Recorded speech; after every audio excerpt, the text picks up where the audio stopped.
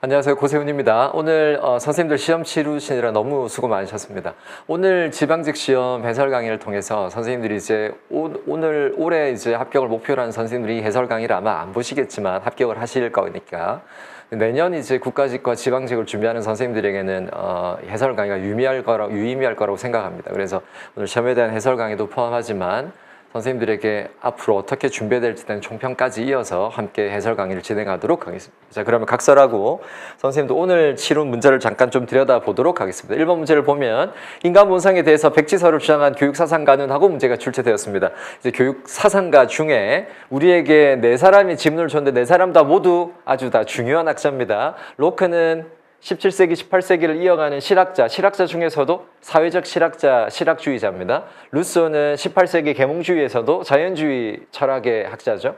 몬테소리는 19세기 아동중심 교육, 남부 이탈리아를 중심으로 19세기 독일을 중심으로 개발주의 학자들, 그러니까 우리가 19세기 신인문주의 개발주의학자의 3대장이라고 부르는 페스탈로치, 프레벨, 헤르바르트 같은 학자가 있지만 그 사람 다 독일계나 스위스를 중심으로 활동한 사람들이고, 몬테소리는 동시대의 남부 이탈리아를 중심으로 아동 중심 교육을 강조한 학자죠. 그 다음 페스탈로치, 개발주의 학자 3대장 중에 전인교육, 삼육론을 이야기한 사람입니다. 이때 백지설, 타블라라사, 그러니까 하얀 종이 같다라고 이야기했던 로크는 주장한 사람은 17세기, 18세기 사회적 실학주의자인 로크입니다. 그래서 이제 쉽게 선생님들이 답을 찾아낼 수 있는 문제였습니다. 2번으로 갑니다. 을사늑약 이전에 설립된, 을사늑약이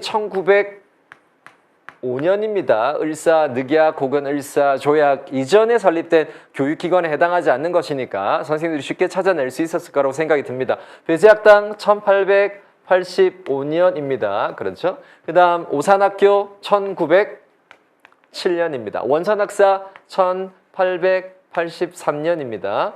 유경경원 1886년입니다. 그러니까 을사늑약 이전에 설립된 교육기관에 해당하지 않는 거니까 여기서 을사조약 이후에 나온 학교는 오산학교, 그렇죠. 이승훈에 의해서 그 시기에 이제 정미조약에 반대해서 또 군대 예산에 따른 여러 가지 반대를 통해서 오산학교가 만들어지고 또 이승훈에 의해서 또 1908년도에 이어서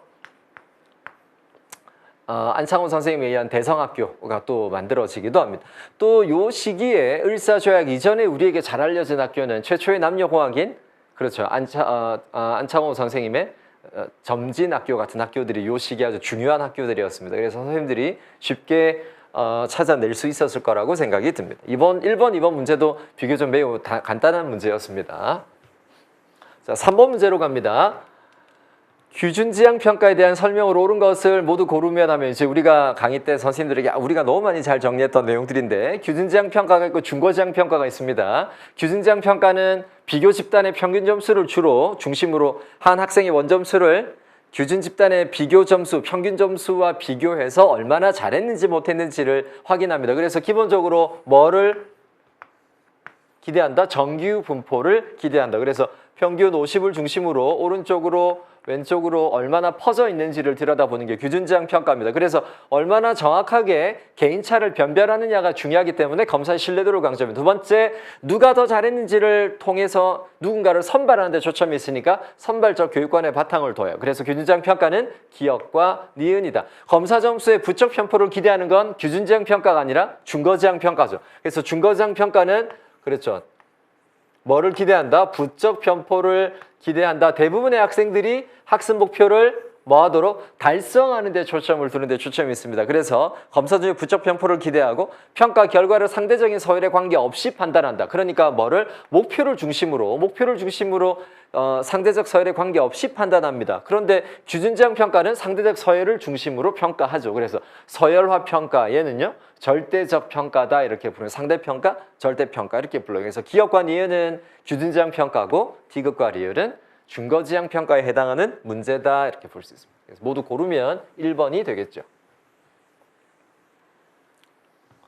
다음 설명에 해당하는 학교 예산 편성 기법은, 이런 문제들을 보면 키워드를 중심으로 확인한 다음에 바로 답을 찾아야 됩니다. 지문을 다 읽으면 시간이 많이 없으니까. 예산 편성 시 전년도 예산에 구애받지 않고, 이미 아주 중요한 말이 나왔네요. 전년도 예산의 편성에 예산에 구애받지 않고 하니까 뭐 기준 예산 제도라는 걸 확인할 수 있습니다. 사업과 활동을 새롭게 검토함으로 우선순위를 결정하고 이에 따라 자원을 배분하는 방식입니다. 교직원의 적극적 학교 참여를 유도할 수 있으나 의사결정 전문성이 부족하면 비용이나 인원 절감에 실패할 수 있다. 장점이기도 하지만 연기순 예산 제도에 그래서 전 직원의 이 예산 편성 과정에 참여한다는 장점이 있지만 기본적으로 이런 의사결정의 전문성에 문제가 있다면 비용 편익 면에서 예측이 틀려져서 훨씬 더 많은 비용이 들어갈 수도 있고 생각보다 성과가 적게 드러날 수도 있습니다. 그래서 답은 연기준 예산 제도다. 그래서 기획 예산 제도와 연기준 예산 제도는 기본적으로 그래서 합리주의적 예산 편성을 하고요. 그다음 성과주의와 부모별 예산 제도는 우리가 잘 아는 것처럼 점중주의적 예산 편성을 한다 우리가 배웠습니다.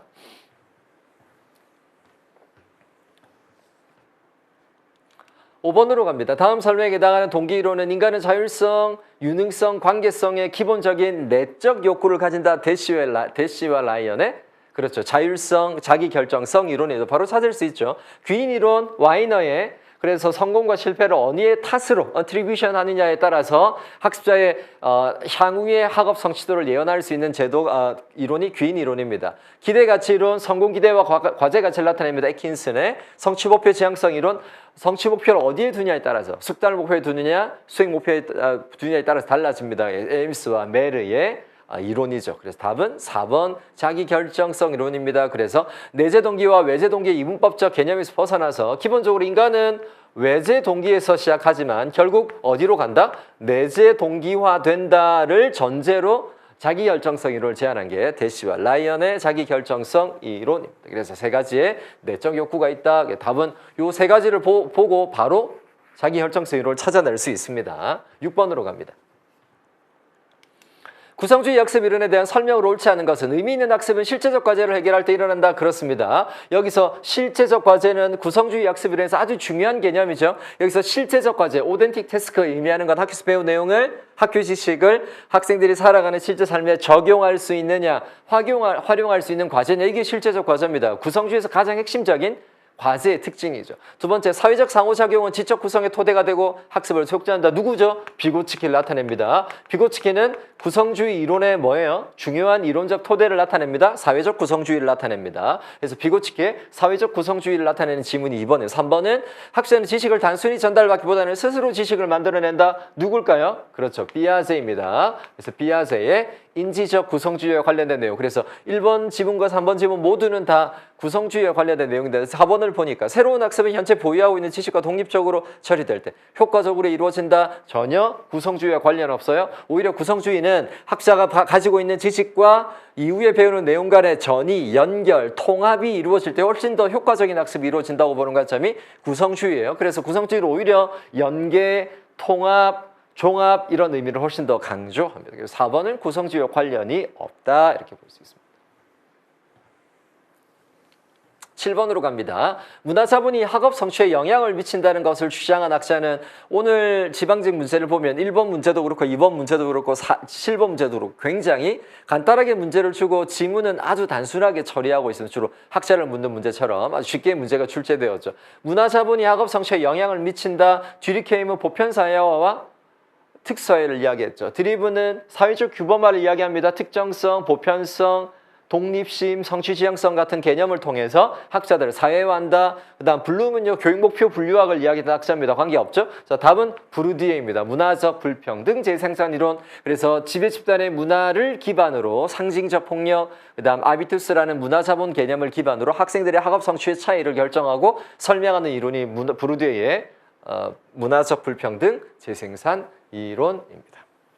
8번으로 갑니다. 2022년 현행 교육과정, 개정 교육과정에서 고시한 핵심 역량에 해당하지 않는 건 공동체 역량, 심리적 감성, 자기관리 맞죠? 근데 답은 인공지능 활용은 포함하지 않습니다. 이거 외에도 정보 처리 역량, 또 협력적 소통 역량 같은 것들이 6개, 그래서 6대 역량을 우리가 늘 정리했었습니다. 그래서 관계없는 건 인공지능 활용 역량이다. 인공지능 활용 역량은 6가지 역량이 포함되기보다는 디지털 소양에 관련돼 있는 내용입니다. 역량이 아니고. 그래서 디지털 소양과 관련돼 있는 내용의 인공지능, AIY 통합 같은 것들이 포함이 됩니다. 그래서 6대 역량에는 포함되지는 않습니다. 9번으로 갑니다. 문제 기반 학습에 대한 설명으로 옳지 않은 것은 문제 기반 학습은 우리 교육학 개론 시험에서 너무 많이 출제가 되었죠. 구조화된 문제를 활용해서 문제 해결을 기른다. 틀렸습니다. 오히려 비구조화라는 말을 써야 돼요. 그렇죠. 구조화된 문제를 활용하면 이 문제 기반 학습이 포함되어 있는 구성주의가 아니라 객관주의 또는 체제적 접근의 수업 설계가 됩니다. 활동의 안내자이자 촉진자로서 교사의 역할이 중요합니다. 그렇죠. 이제 더 이상 교사는 지식의 전달자가 아니라 학생의 능동적, 적극적 수업 참여, 학습 참여를 이끌어내는 촉진자의 역할을 해야 됩니다. 학생 스스로 주도적으로 학습을 수행하는 원리를 강조합니다. 자기주도 학습을 강조합니다. 학자 간의 협력이나 상호작용을 기반으로 하는 협력적 문제 해결 과정을 중시한다. 그래서 자기주도 학습이나 협업을 기반으로 하는 협동학습을 강조합니다. 다 2번, 3번, 4번 다 문제 기반 학습 관련되어 있는 1번 틀렸습니다. 그렇죠?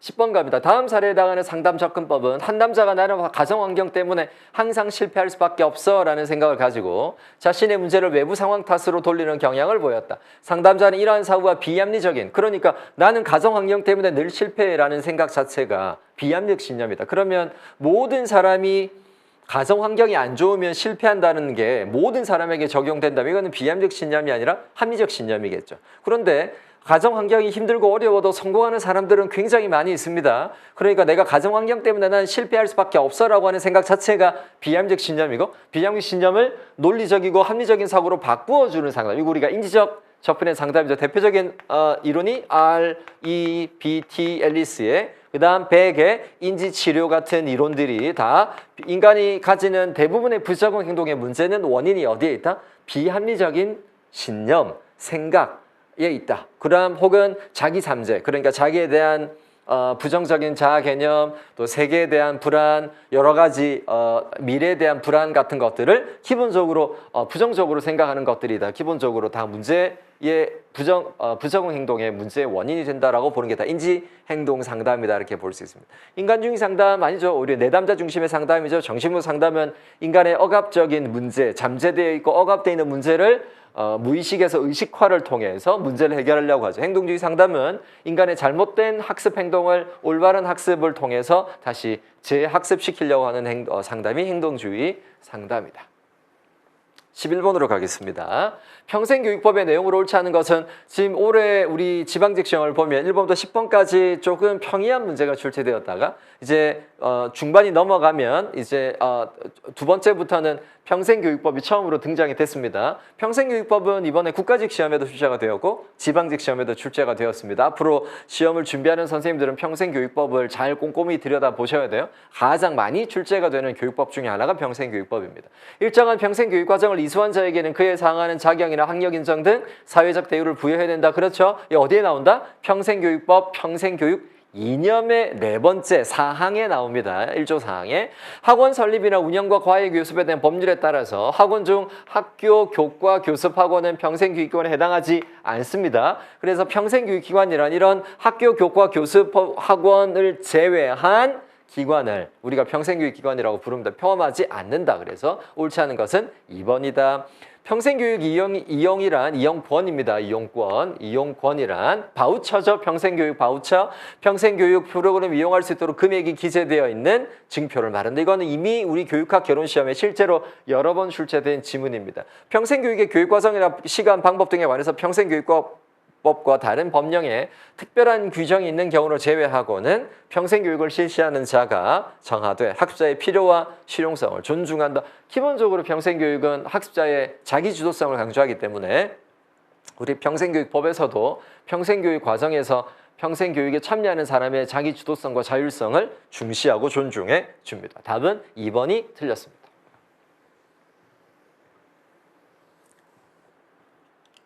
12번 켈러의 ARCS 모형에 대한 설명으로 옳지 않은 것은 켈러는 아주 유명한 학습 동기화 설계 모형, 체제적 접근의 설계 모형의 이론이죠. 켈러는 기본적으로 ARCS 이론을 통해서 학습 동기화 전략을 제시합니다. 만족감을 높이기 위해서 성공기를 제시합니다. 우리가 잘 아는 것처럼 ARCS가 있습니다. A는 주의 집중입니다. 그래서 주의 집중 전략. 그 다음 R은 관련성 전략입니다. 그 다음 C가 자신감 전략입니다.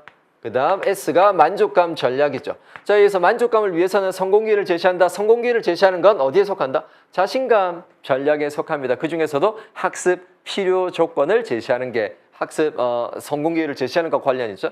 관련성이 하위 전략으로 친밀성, 목적 지향성, 필요나 동기와의 부합성을 강조하는 건 관련성 전략의 하위 전략들입니다. 주의 집중의 하위 전략으로 지각적 주의 환기, 탐구적 주의 환기, 다양성을 제시한다. 그렇습니다. 그게 답이 맞죠. 그래서 답은 2번이 틀렸다. 만족감을 위해서 성공 기회를 제시하는 건 만족감이 아니라 자신감을 높여주기 위한 전략이다. 우리가 여러 번 풀어보고 많이 정리했던 문제 중에 하나였습니다. 13번으로 갑니다.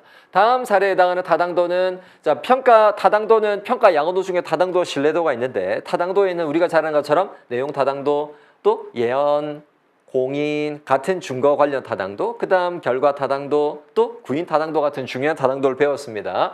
대학 수학 능력 시험이 타당한지 평가하기 위해서 이게 이제 X가 되겠죠. 자, 그래서 학생의 대학 수학 능력 점수와 입학 후, 자, 대학 수학 능력 시험의 결과를 따라서 우리가 이후에 대학에 갈 텐데, 그때 대학과의 성적, 그러니까 대학 수학 능력 시험이 높을수록 X, 이후에 대학과의 성적 X, Y, 그래서 X와 Y 간에 어떤 관계가 있는지, 만약에 X 시험이 높은 학습자가 이후에 대학 성적 높다면 이 XY 사이의 예언 타당도가 높다 이렇게 부릅니다. 그래서 이걸 뭐라? 예측 또는 예언 타당도라고 부릅니다. 공인 타당도는 X 시험 기존에 공인된 Y 시험과의 관련성, 상관관계를 추정하는 거죠. 구인 타당도는 어떤 인간의 심적 특성을 포함하고 있는 특정한 구인을 얼마나 포함하고 있는지를 확인하는 게 구인 타당도입니다. 내용 타당도는 얼마나 우리가 수업과 평가의 문항과 내용이 얼마나 목표와의 중요한 내용과 부합하는지를, 목표와의 부합 정도를 나타내는 게 내용 타당도입니다. 답은 4번이 되겠습니다. 14번으로 갑니다. 가나에 들어갈 말을 바르게 연결한 것은 엘더퍼는 보수나 근무 조건이 가에 해당한다고 했다. 엘더퍼는 G 이론을 이야기했습니다. E는 existence, 그러니까 생존 또는 존재 욕구. 이 안에 뭐가 있다? 보수나 근무 조건이 포함됩니다. 그래서 생존 욕구 혹은 존재 욕구. 그 다음 R이 관계성 욕구입니다. 인간관계 같은 것들이죠. G는 성장 욕구입니다. 그래서 자신감, 성취감, 보람 같은 것들이 여기에 들어가죠. 맥그리거는 인간을 자아실현적인 존재로 보는 뭐를? X와 Y론 중에 Y론, 긍정적이고 또 자율적인 인간으로 보는 관점이 Y론적 관점이죠. 그래서 생존 욕구와 Y론 이렇게 찾아내시면 됩니다. 15번으로 가겠습니다. 어렵지 않았죠? 애플의 교육이론에 대한 설명으로 옳지 않은 것은 벌써 지금 우리 교육학개론 오늘 있었던 지방직 시험은 교육사회학 중에서도 갈등이론이 좀 많이 출제가 되었네요. 애플의 교육이론에 대한 설명으로 옳지 않은 것은 애플 우리 아까 방금 봤던 문화적 불평등 재생산 이론을 이야기했던 브루디에도 갈등 이론 학자죠. 애플도 갈등 이론의 학자입니다. 교사의 탈숙녀라는 현상을 비판했습니다. 왜요? 지나치게 지나치게 이 기술적인 측면들을 강조하다 보면 교육 과정에서 교사가 자신의 교육 과정을 개발하고 재구성해서 학생들에게 좋은 수업을 만들어내기 위한 전문성을 발현하기 어렵기 때문에 기본적으로 목표 중심, 지나치게 목표 달성만 강조하다 보면 교사가 자신의 전문성을 제대로 기르지 못하는 탈숙녀의 현상이 만들어질 수 있다. 그렇죠. 학교의 교육과정은 중립적이고 객관적이라 주장했다. 아니죠. 오히려 중립적이지 않고 객관적이지 않다. 오히려 지배 집단의 이데올로기를 잘 반영하는 가치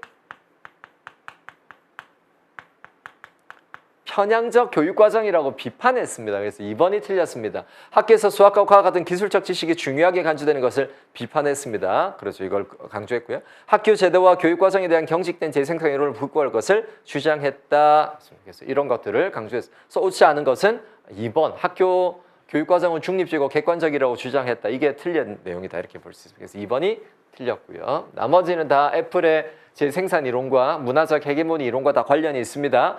자, 16번으로 갑니다. 콜복의 도덕성 발달 이론에 근거할 때 다음 대화의 설명으로 옳은 것은 법은 사회 질서를 위해 반드시 지켜져야 한다. 이거 보니까 수형은 4단계. 그렇죠? 그래서 법률에 있어서 도덕성에 있어서 무슨 단계? 그렇죠. 사회화 단계 우리가 배웠습니다. 사회화 단계죠. 그래서 사회화 단계에 속합니다. 인습 단계지만 여전히 4단계, 인습 단계 중에 가장 높죠. 정원은 법은 중요하지만 인간의 권리를 침해한다면 바뀔 수 있다. 우리가 법도 중요하지만 그 법이 인간의 인권을 침해하는 거 문제가 생길 수 있다. 어디로 볼 수 있다? 5단계다. 이렇게 볼 수 있습니다. 그렇죠? 5단계라 이렇게 볼 수 있습니다. 그래서 사회를 넘어서서 그래서 이걸 우리가 인습 이후다 이렇게 볼 수 있습니다. 수영이는 아직 인습 단계라고 볼 수 있죠. 수영은 3단계, 정원은 4단계 틀렸죠. 수영은 4단계, 정원은 5단계에 속합니다. 수영과 정원은 모두 후인습 수준에 해당한다 틀렸죠. 수영은 인습 수준이고 정원은 후인습 수준입니다. 인습 이후.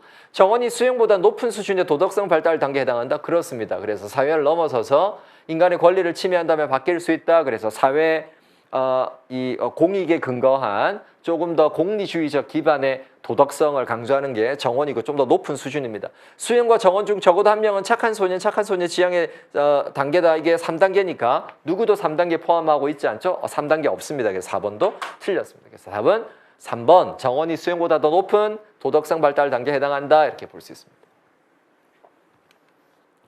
17번으로 갑니다. 자, 이제 두 번째 교육관계법 문제가 나왔습니다. 지방교육 자체에 관한 법률사항, 교육감에 대한 설명으로 옳지 않은 것은 너무너무 지방교육의 거버넌스에서 교육감에 관한 문제가 많이 출제가 되었고 아주 중요한데 여전히 이번에도 지방직 시험에서 교육감에 관한 문제가 출제가 되었습니다. 교육감은 해당 시도의 교육감이 추천한 사람을 교육부 장관이 임명한다. 틀렸죠? 교육감이 추천한, 시도 교육감이 추천하고 누구를 그렇죠. 교육부 장관의 제청을 받고 그 다음 국무총리를 거쳐 누가 대통령이 최종적으로 임명하게 되어 있습니다. 대통령이 임명하게 되어 있죠. 교육감의 임기는 4년으로 하며 교육감의 계속 재임은 3기에 해당한다. 그렇습니다. 후보자 등록 신청 개시일로부터 과거 1년 동안 정당의 당원이었던 사람은 교육감 후보자가 될 수 없다. 그렇습니다. 그래서 1년 미만의 정당 가입 기간을 가지고 있어야 돼요.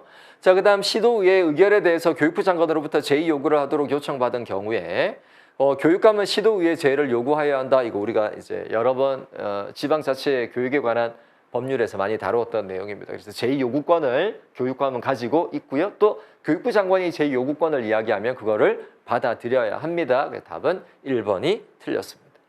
18번으로 갑니다. 초중등 교육법상 공립초등학교와 학교회계에 대한 설명으로 옳지 않은 것은 자, 세 번째 교육관계법이 나왔습니다. 평생교육법을 교육사회학에 넣는다 하더라도 어쨌든 평생교육법이 나왔으니까 이제 지방지검에서 벌써 세 번째 교육관계법 문제가 세 문제가 출제가 되었죠. 학교장은 학교회계 예산안을 편성하는 주체다. 학교장이 예산 편성 주체죠. 심의 주체는요? 학교운영위원회입니다. 시도교육청의 심의를 거쳐 학교장이 학교 예산을 확정한다. 틀렸죠. 거버넌스가 틀리죠.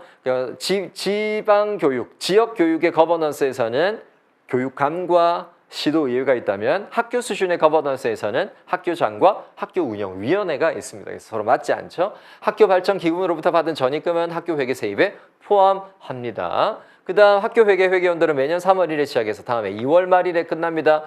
그러면 지방교육의 회계는 어떻게 이루어질까요? 잘 아는 것처럼 1월 1일에 시작해서 12월 31일에 끝납니다. 답은 2번이 틀렸습니다. 자, 19번으로 갑니다. 불스와 진티스의 교육 이론에 대한 설명으로 오는 것은 이번 지방직 시험의 좀 특징 중에 하나가 갈등 이론이 세 문제나 동시에 출제가 됐다는 건 좀 이례적이다 이렇게 볼 수 있습니다. 기능론자도 한 사람 나오고 갈등론자 나오든지 혹은 좀 더 영역을 넓혀서 교육사회학 문제가 출제된 게 아니라 이걸 의도했는지 의도하지 않았는지 아니면 출제자들의 필터링이 조금 미진했는지 모르겠지만 어쨌든 재밌게도 갈등 이론의 대표적인 부르디에, 볼스와 진티스, 애플 이렇게 세 사람이 동시에 출제가 된 건 굉장히 이례적이다. 저도 지난 10몇 년간 출제됐던 내용들을 분석해보고 선생님들하고 강의 때 많이 나눴지만 이렇게 갈등 이론이 세 문제가 연거푸 출제되는 건 굉장히 처음이다 이렇게 볼 수 있습니다. 어쨌든 자, 볼스와 진티스의 교육 이론에 대한 설명으로 옳지 않은 것은 영교육 과정의 기능에 주목했다. 선생님들이 이 문장을 보고 이론을 잘 이해했던 선생님들은 1번 문장이 바로 틀렸다는 걸 확인할 수 있죠. 영교육 과정의 문제가 아니죠.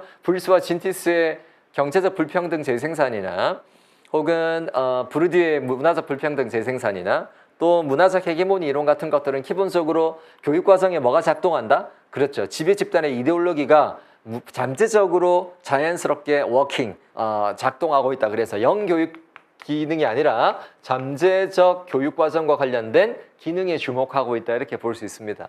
막스 관점에서 교육을 이야기했다. 기본적으로 볼스와 진티스는 막스주의자들입니다. 그렇습니다. 그래서 모든 갈등 이론의 기본 철학은 마르크스주의입니다.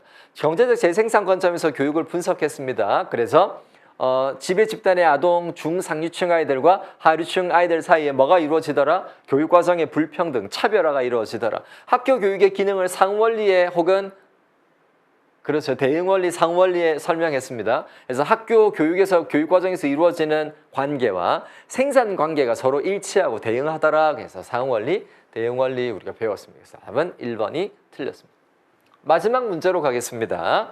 학교폭력 예방이나 대책에 관한 법률상 학교폭력에 대한 설명으로 오는 것을 우리가 참 많이 다뤘죠. 학교폭력법을, 학교폭력 예방법을. 학교폭력의 정의에는 명예훼손이 포함되지 않는다. 포함됩니다. 이거 틀렸습니다. 그래서 포함됩니다. 포함이 됩니다.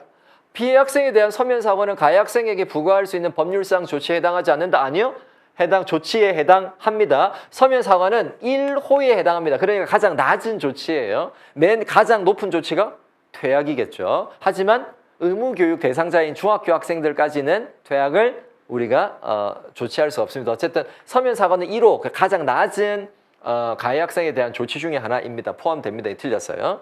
학교 폭력 중 따돌림이란 학교 내에서 자 우리가 이런 문제도 꽤 많이 풀었는데 조금씩 글자만 조금 살짝 바꿔서 우리를 좀 헷갈리게 하는 문제들이 늘 나오잖아요. 3번이 전형적이죠. 학교 폭력 중 따돌림이란 학교 내에 아니라 학교 내 외입니다. 학교 안에서만 이루어지는 게 아니라 학교 밖에서도 당연히 따돌림이 이루어질 수 있죠. 그래서 학교 내에서가 아니라 법률상 학교 내외에서 2명 이상의 학생들이 특정인이나 특정 집단의 학생들을 대상으로 공격을 가하며 고통을 일으키도록 하는 모든 신체, 심리적 행위 모두를 동반을 포함하는 게 다 그렇다고 틀렸습니다. 그래서 학교 내외에서라고 해야 됩니다.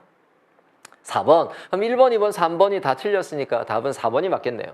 법률상 기준에 따른 경미한 학교 폭력에 대해서 피해 학생이나 그 보호자가 심의위원회 개최를 원하지 아니한 경우에만 학교장은 학교 폭력 사건을 자체적으로 해결할 수 있습니다. 이거 우리가 학교장 자체 해결제라고 배웠습니다. 학교장 자체 해결제는 기본적으로 피해 학생과 피해 학생의 보호자가 심의위원회 개최를 요청하지 않으면 학교장 자체가 해결자가 되지만 경미한 사건이라 하더라도 학교장 자체 해결자에 대한 요건을 만족한다 하더라도 피해 학생과 피해 학생의 보호자가 심의위원회 개최를 원하면 학교장 자체 해결을 할 수 있다 하더라도 심의위원회를 개최해야 합니다. 자, 그러니까 학교 폭력 자체 해결제에서 더 중요한 조건은 경미한 사건이면 4개의 조건을 만족해야 되지만 그보다 더 중요한 건 피해 학생과 피해 학생의 보호자가 심의위원회 개최를 원하지 않는 경우가 훨씬 더 중요하다 이렇게 볼 수 있습니다.